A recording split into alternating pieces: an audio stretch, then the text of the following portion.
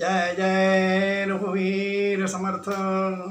शुकासारिके पूर्ण वैराग्य जाते, वसिष्ठा परिज्ञान योगेश्वराते, नवी वाल्मिका सारिका मान्य ऐसा। नमस्कार माझा सद्गुरु रामदासा, जय जय रघुवीर समर्थ। यूट्यूब चॅनलवरून मी सुरेश तोफखानेवाले सर्व आदरणीय श्रोतांना नमस्कार, विनम्र अभिवादन। आज शनिवार दिनांक 21 जून। मित्रांनो, आपली अशी परंपरा आहे की आपल्याला कोणी काही दिलं तर आपण त्याला धन्यवाद देतो। आपण कोणी काही दिलं किंवा त्याने आपलं काही काम केलं असेल तर धन्यवाद देतो। आणखीन हे म्हणजे कृतज्ञता आपली व्यक्त करतो, त्याच्यामध्ये त्याचे आभार मानतो की तुम्ही आमचं हे काम केलं, तुम्ही आम्हाला हे वस्तू दिली, हे दिले, अशा प्रकारे आपण कृतज्ञता व्यक्त करत असतो। पण ज्या ईश्वराने, ज्या परमात्माने आपल्याला हा नरदेह दिला आहे, त्या परमात्माला कधी आपण धन्यवाद देतो का की तू मला हा नरदेह दिला आहे, मी फार आभारी आहे, अशी कृतज्ञता कधी ईश्वराला व्यक्त करतो का? नरदेह मिळणे फार भाग्याचे आहे। आपण आपल्या वाढदिवसाला कोणी शुभेच्छा दिला, आपण लागलेच त्याला धन्यवाद देतो, आभार मानतो त्याचे। अरे पण वाढदिवस जो आपण करून राहिलेलो आहे, या नरदेहामुळे जो आपल्याला मिळालेला आहे, ज्याच्याकडून, ज्या परमात्माकडून, त्या परमात्म्याला कधी आपण धन्यवाद देतो का? कधी कृतज्ञता व्यक्त करतो का? नाही करत। आज आपण 80-90 वर्षाचे होऊन गेले, जीवनात किती आपल्याला सुख समाधान मिळालं, शांती मिळाली आहे, पण त्याबद्दल कधी ईश्वराला आपण कृतज्ञता व्यक्त केली आहे का? नाही। आपण हे समजतो की आपला हा अधिकारच आहे, पण नरदेह सहज मिळत नाही। त्याच्याकरता कित्येक योनीतून माणसाला जावं लागतं। तुमचे पूर्व संचित कर्म जसे असतील त्याप्रमाणे नरदेह प्राप्त होतो। नरदेह मिळणे फार भाग्याचे असते आणि त्याच्याकरता कमीत कमी त्या परमात्माला आपण आभार मानले पाहिजे त्याचे। आणखीन आपण सतत काही ना काही मागतच असतो त्या परमात्म्याशी। जसं काही तो एक कर्जदार आहे, आपला मागणं कधी संपतच नाही। आपण 80-90 वर्षाचे झालो तरी पण मागतच असतो। पण हा एकतर्फा आपला एक जीवन आहे। म्हणून संत कबीरने याबद्दल म्हटलेलं आहे, दुखमय सुमिरन सब करे, सुखमय करे न कोय, जो सुखमय सुमिरन करे, जो सुखमय सुमिरन करे तो दुःख काहे का होय। अशा प्रकारे हे संक्षिप्त चिंतन आपल्यासमोर मांडलेलं आहे की आपण किती भाग्यवान आहो, आपल्याला नरदेह मिळाला आहे, त्याच्याबद्दल आपण कृतज्ञता त्या ईश्वराला व्यक्त करावी।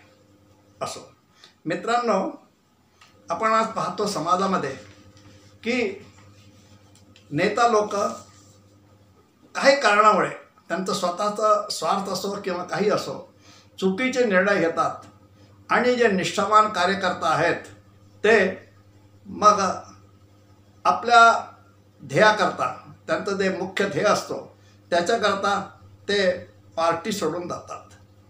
कारण त्यांना देश महत्त्वाचं वाटतं, राष्ट्र महत्त्वाचं वाटतं आणि त्याच्याकरता ते आपल्या नेत्याला किंवा आपल्या दलाला, आपल्या पार्टीला सोडून चालले जातात।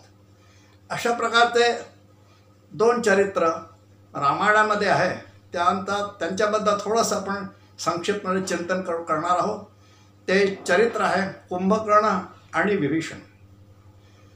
रावणाला 3 भाऊ होते, रावण, कुंभकर्ण आणि विभीषण। रावण सर्वात मोठा, विभीषण सगळ्यात लहान। आणि या 3 भावांचे स्वभाव जे होते ते वेगवेगळे होते, कारण की त्यांना त्याप्रमाणे वरदानच प्राप्त झालेला होता। त्यांनी तो वरदानच मागून घेतला होता, त्याप्रमाणे त्यांचे स्वभाव होता। रावण आणि कुंभकर्ण हे तमोगुणी स्वभावाचे होते खूप, आणि विभीषण त्या विरुद्ध होता, हा सत्वगुणी होता। परमात्म्याला मानणारा होता, ईश्वरला मानणारा होता, ईश्वर जप करणारा होता. असा तो कुंभकर्ण आणि विभीषण. पण हे 3 भाऊ कशा प्रकारे यांनी आपला रावणाला, म्हणजे त्यांच्या मुख्य जो नेता होता रावण, त्यांचा नेता, त्यांच्या पार्टीचा, त्यांच्या कुळाच्या मतातला, तर त्याच्याशी कशा प्रकारे ते वेळ आल्यावर वागतात ते आपण सांगणार आहोत. आपल्याला माहिती आहे राम रावण युद्ध सुरू झालं आहे आणि त्या युद्धामध्ये प्रत्यक्ष रावण आणि रामाचं युद्ध जवळजवळ 8 दिवस झालेलं आहे. आणि त्या युद्धामध्ये आधी रावणाचे सर्व सेनापती वगैरे जितके होते पुष्कळसे मारले गेले. त्यानंतर त्यांनी आपल्या मुलांना त्याच्याकरता पाठवलं, ते मुलंसुद्धा त्याचे मारले गेले किती. म्हणजे अशा प्रकारे तो त्याचं सगळं नाश होत होता, पराजित होत होता. आणि फक्त विभीषण आहे हा त्यांना समजत होता. हे युद्ध कशाकरता झालं होतं? त्याच्या रावणाच्या बहिणीकरता. रावणाची बहीण शूर्पणखा हिचा अपमान झाला होता राम आणि रामाचे, कारण ही तिथे गेली होती त्यांना चिडवायकरता. तर हिचा नाक कापला गेला, हिला अपमान केला गेला, तिथून तिला पळवून दिलं. ही रावणाकडे आपल्या भावाकडे येते की माझी अशी दुर्दशा झाली आहे, तू त्यांचा बदला घे. आणि तिचा आग्रह असतो रावणाने सीतेचा अपहरण केला आणि तो लंकेत तिला घेऊन आला, अशोक वाटिकामध्ये तिला बंदिष्ट करून दिला.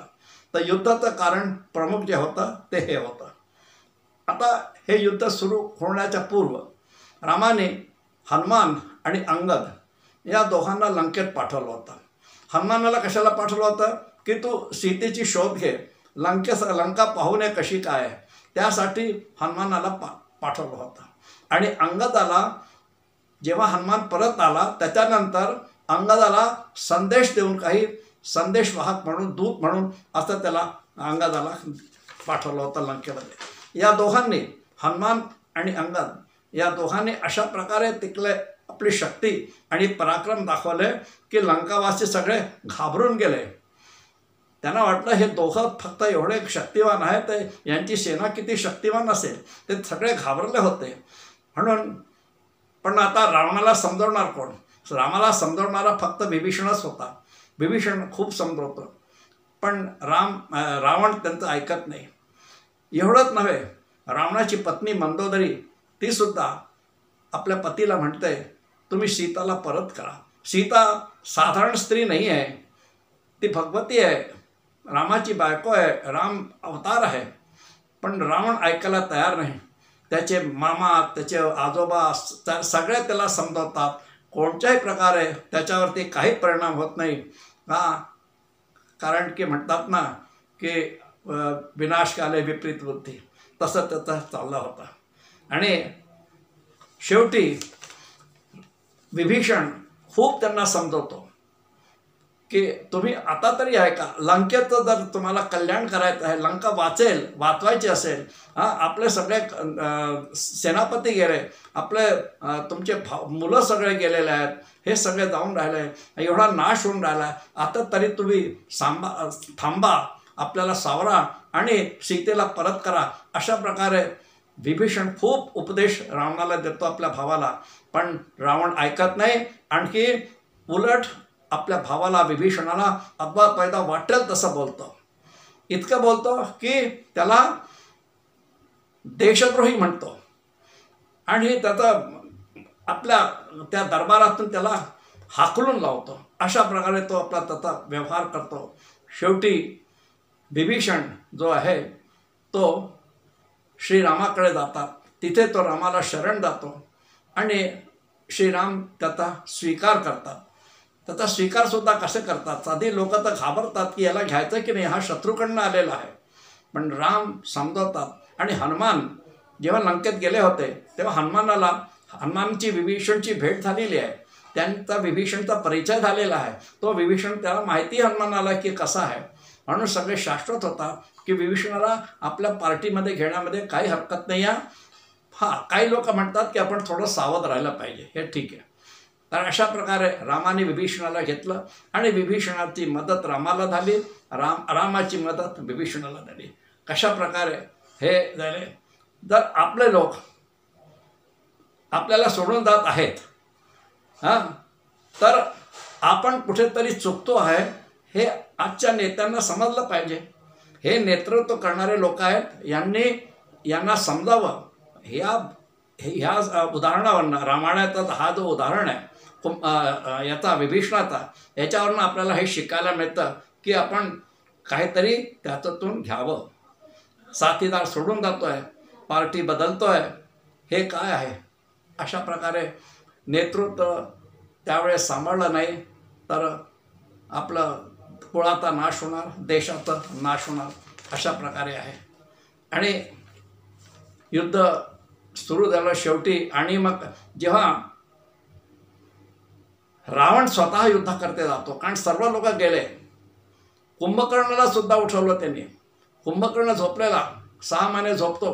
कुंभकर्णाला जेव्हा उठवलं, कुंभकर्ण म्हणतो, त्यांनी सुद्धा सांगितलं. तेव्हा कुंभकर्णा सगळी कहाणी समजली, काय झालं आहे, काय कशा करता युद्ध झाला, त्याला सगळं समजतं. तेव्हा तो आपल्या भावाला म्हणतो की तू हे फार चूक केलेलं आहे, हे करायला नको होतं. तू सीता परत, अजूनही तू सीता परत करून दे, आपली लंका वाचेल त्याच्याकरता.